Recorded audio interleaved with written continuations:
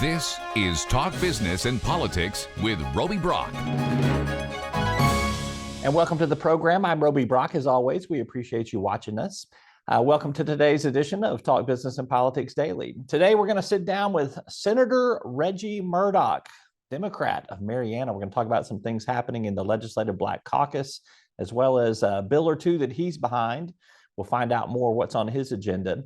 Also, tonight, all eyes will be on Governor Sarah Huckabee Sanders' address to the nation following President Joe Biden's State of the Union speech.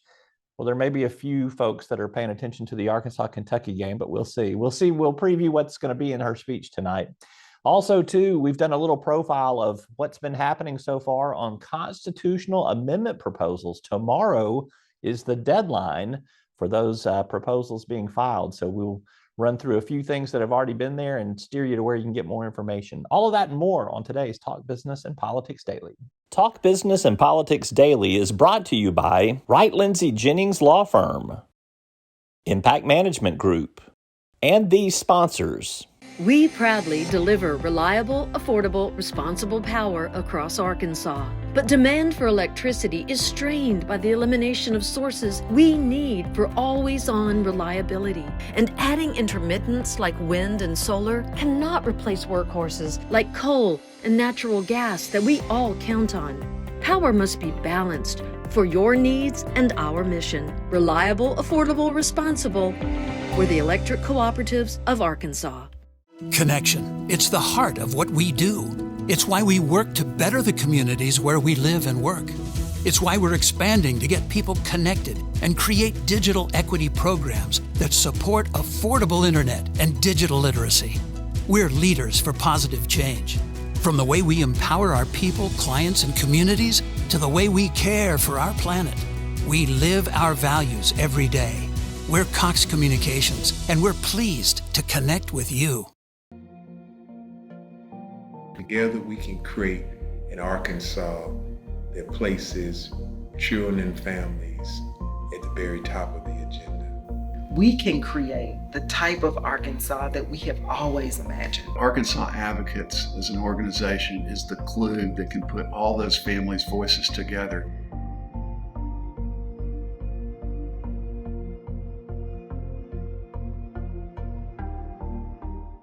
And welcome back to the program. Joining me now, Senator Reggie Murdock, Democrat of Marianna. I got to call you Reggie. I can't call you Reginald. That's just too formal there. But either way, you're Senator Murdock today. I appreciate you being with us. We look forward to visiting with you. Let's begin with, you guys have been in session. This is week 5 of the legislative session. Tell me what's the most important thing y'all have done so far as a body? Wow, well, we've gotten to know the new administration, maybe. We've been introduced to a whole new group of people that we did not know. A lot of the secretaries, just very few holdovers from the previous administration. So honestly, for everyone, it's been a getting to know, filling out one another. Not a lot of substantive legislation, as you well know, have come through yet. And so it's really been a filling out process. With, I think, 13 or 14 new senators, and I don't know how many in the House. So I really think it's been an acclimation and kind of getting to know people. All right. Well, Senator Murdock, I'm glad you are adjusting to life in the Senate in there. They say it's the upper chamber, but I'm not going to put you on the spot and have you judge just yet. You got a little bit more time to figure that out. Let's talk about Senator Sullivan's bill that deals with ending affirmative action. In his words, there was a meeting with the Legislative Black Caucus yesterday where he tried to explain what he was doing at work. What's your assessment of what's going to happen with that piece of legislation now? Well, I don't know what's going to happen. I can tell you what I hope will happen. And I hope it would happen as a matter of discussions like you seen yesterday, like you mentioned yesterday, that he's having with people like the Black Caucus and many others, and not just Black people or minorities. Hopefully the majority people from business and other industry in the state will step up and talk about the issues with this bill. What it does, it just takes away anything that has been done over many, many years to make up for some of the things that have happened that have provided less than adequate opportunities for everyone. Specifically, in the bill, it strikes out everything as it relates to equity, and it puts in the word equality, and it strikes out everything that has to do with civil rights. We know the difference between equity and equality. We know equity recognizes a need, that we need to supplement things so that we can make it like it ought to be. Equality makes an assumption, Roby, that it's already there, that if the playing field is level, there's no reason to do anything affirmatively to make it all stand up. Well, we know that not to be true. We're not trying to rehash some of the ills and the things that we went through in America. We want to move forward, and those affirmative action measures would help us to do that. And what he does is just erase all of it. And that's just a short version of what it does. I have 6 pages of notes of what that bill does. There is dialogue going on, so we'll watch and see kind of what happens going forward this week on that bill. You have filed a bill too, Senate Bill 190, that seeks to, I guess, maybe expand the waiver program for public charter schools. I want you to explain what that bill does, what you're trying to accomplish with that bill. You probably remember about 8 years ago, I filed the bill now known as the waiver bill, Act 1240. I originally filed that bill, and it gave public schools the same rights as charter schools have because of wherever they affected enrollment. So it basically leveled the playing field from public schools to charter schools. I'm doing an amendment now to add in some language that takes away. So as you see Senate Bill 190, it'll be a little different because in it, as you see it now drafted, it still gives some fences, as I call it, or parameters that makes public schools come back and renew their waivers or make them go through a process. Well, we want to be just like the charter schools. So the amendment that you're going to see is going to totally eliminate any barriers and any renewables to it. It's going to be just like what charter schools have.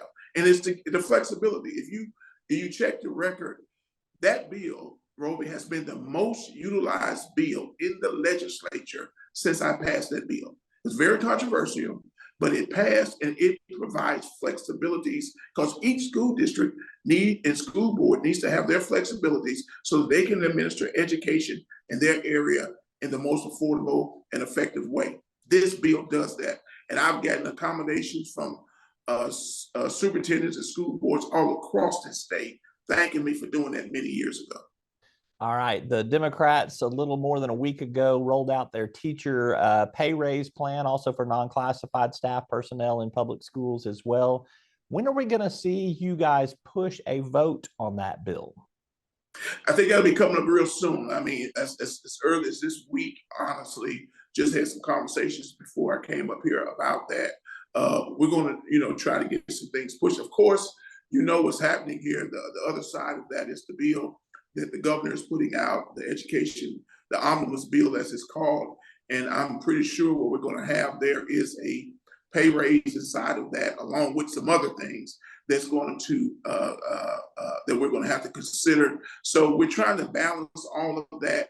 I'm hoping that what the governor would do will be at or more than what we have suggested, honestly. And so we're just weighing all of the options right now.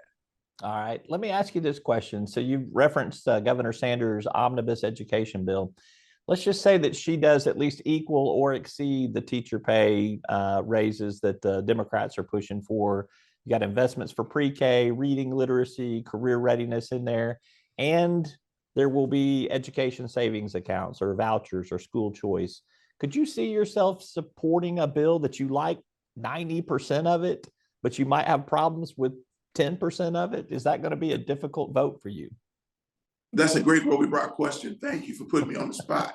But absolutely, the legislative process suggests that you get, optimally you get everything you want. But in this process, we're going to have to get as much as possible.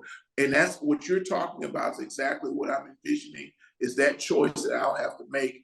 And I'll confer with my constituents, and I'll make sure they understand where we are and have a great understanding of what we need to do. But we have to make sure that we don't throw away the good looking for the perfect. So we won't do away with the good looking for the perfect.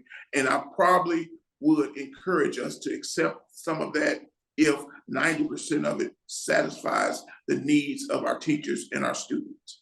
I do think that probably the biggest tripping point for Democrats as a whole in the legislature is going to be the school choice, the parental empowerment, vouchers, whatever you want to call it, whatever it turns out to be called.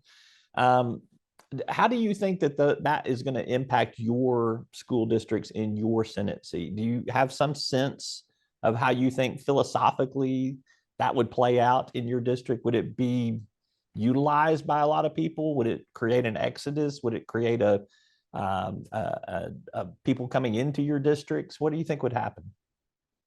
Well, quite honestly, we've had those conversations, and years ago we did a school choice bill law that now has already affected my district, to be honest with you. So school choice in the voucher, it won't affect my district per se as much. We have a very small population now of anything other than a minority. They choiced out many years ago to some of the schools in the area, the more majority, if you will. So therefore, the voucher may affect some of the private schools in the area, as they may get an influx of some people that could not afford coming to their schools, to their private schools. The voucher may give them an opportunity now to go there. So we may see some minimal population shift, but I do think the choice law that's already in place have pretty much afforded probably 90–95% of the movement that we'll see in my district. All righty, Senator Reginald Murdock, Democrat of Marianna. Always good to catch up with him, and I'm ready to move forward on some barbecue sometime soon. So I think you might have had some delivered even right before we got started there. So we'll see. Come see me. No, I want you to come to the Delta. I want you to, like the governor did, to come see me. Come to the Delta, and I'll make sure that I take care of you. All right. Thank you so much, Senator. Appreciate you. We're back with more right after. We're back with more right after this. Talk Business and Politics Daily is brought to you by Wright Lindsay Jennings Law Firm, Capital Advisors Group, and these sponsors. One of the things that I really liked about UAMS College of Health Professions is that they set me up for success. I chose UAMS because I felt like it was a great place to work. My grandmother was diagnosed at UAMS for multiple myeloma, and I felt like it would be a great way to pay back the place that helped my grandmother so much. And that's why I went in the healthcare field in the first place, is to help someone just like they've helped my grandmother. For your education and healthcare needs, choose UAMS. This is what we work for. The moments you live for. The joy. The heart. The wonder. At Entergy, we're dedicated to powering each moment. Today and for future generations. So we're leading the way with a cleaner, more reliable power grid to power every day. Because these moments matter. We power life. Entergy. Well, if you missed Sunday's Capitol View program, you missed our conversation with Chris Jones, former Democratic nominee for Arkansas governor, and Leon Jones, his brother, who was a candidate for Attorney General in the Republican primary last year. Chris Jones and Leon Jones don't always agree on everything, but they do agree on a few things. And here's an excerpt from our conversation. Well, tomorrow, Wednesday, is the deadline for constitutional amendment proposals to be filed with the Arkansas legislature. Every other year, I should say, the legislature gets to refer 3 of those proposals to voters for consideration. Right now, there's 7 constitutional amendment proposals that have been filed that deal with everything from recall elections to property tax elimination to what's known as jungle primaries, where all of the candidates running for any office are in the political primaries in the spring. The top 2 vote getters, regardless of political affiliation, advance to the general election in the fall. We'll see if any of those gain traction, but that story at talkbusiness.net kind of walks you through the process and gives you a rundown of what all of the proposals filed so far are about. Tonight, Governor Sarah Sanders will speak to the nation as she gives the GOP response to President Joe Biden's State of the Union address. Likely to hear a lot of the national political rhetoric that we've heard Governor Sanders give on the campaign trail over her 2 years running for governor in Arkansas and some of those early executive orders that she's filed. We'll see where that goes. There'll also be a lot of Arkansas politicos watching the Kentucky-Arkansas basketball game tonight, too, at about the same time. So maybe we'll do a ratings comparison and see what happens. Who knows? And some late-breaking news on Tuesday afternoon. Governor Sanders said she will unveil her Learns Education Plan at 12:30 p.m. on Wednesday on the steps of the Arkansas House of Representatives inside the state capitol. We'll be there to report. That's all for today's Talk Business and Politics Daily. As always, we appreciate you tuning in. We'll see you tomorrow.